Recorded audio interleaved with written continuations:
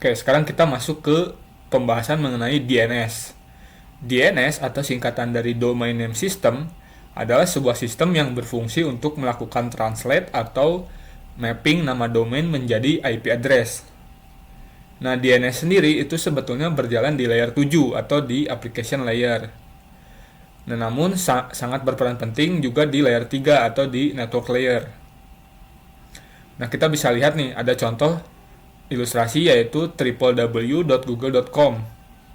Nah, itu sebetulnya ada bagian-bagiannya atau hierarkinya, atau juga disebut dengan taksonomi domain. Nah, domain tersebut sebetulnya di paling ujung akhirnya atau di paling kanan, itu ada yang disebut dengan root level domain, atau disingkat RLD. Kemudian yang .com itu disebut dengan top level domain, atau disingkat dengan TLD. Kemudian ada .google, itu disebut dengan second level domain atau SLD. Dan yang terakhir yaitu www, itu disebut dengan subdomain. Nah, kita bisa lihat contoh ilustrasi ketika melakukan query DNS. Nah, di Linux kita bisa menggunakan tools namanya dig. Nah, untuk menjalankannya kita bisa jalankan dengan perintah dig spasi nama domainnya. Nah, dalam contoh kasus ini adalah www.google.com.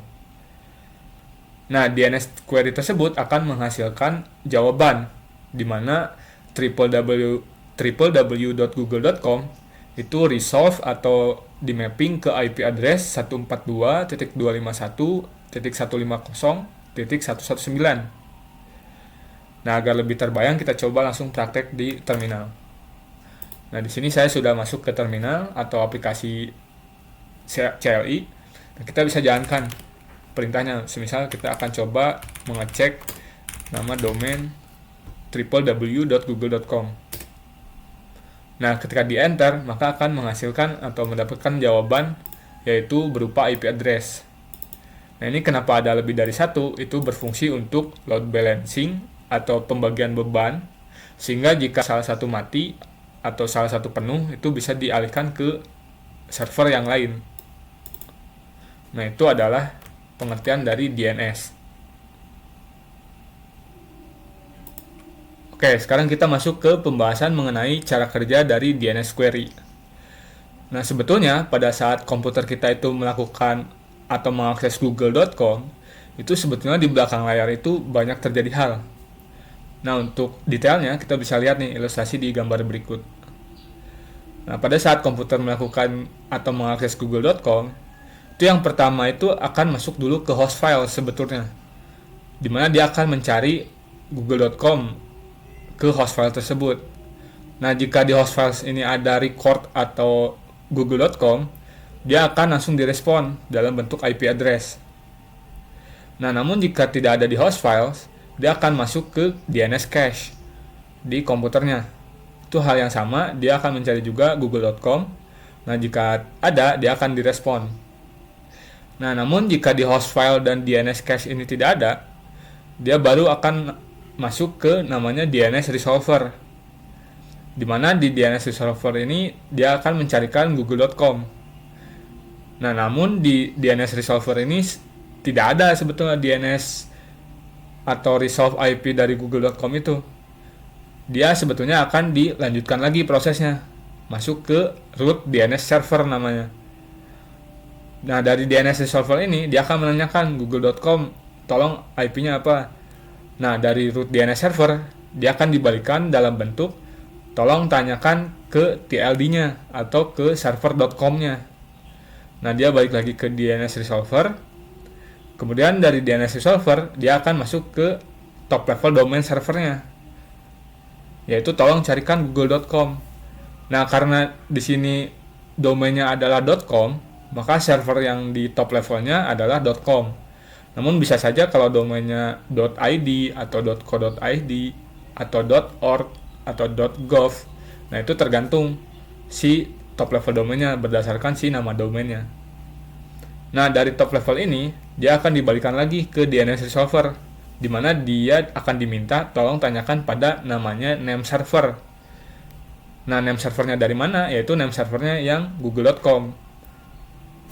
Setelah balik lagi ke DNS resolver, dia akan masuk ke namanya authoritative DNS server.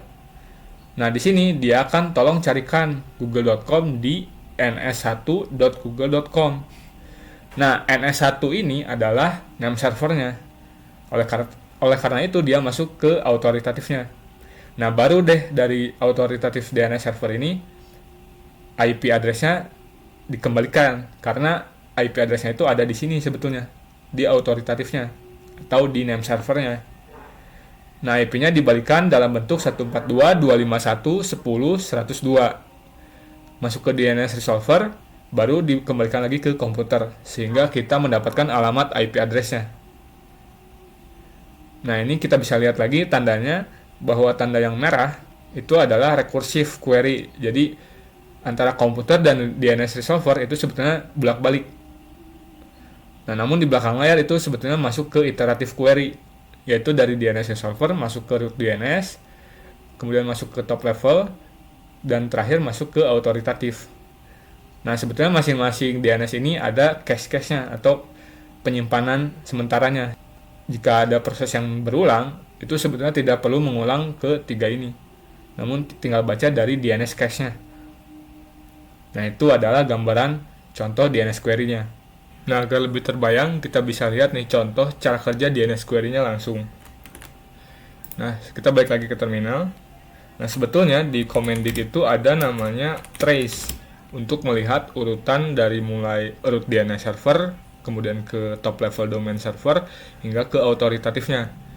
Nah, semisal kita akan coba melakukan trace ke domain itb.ac.id.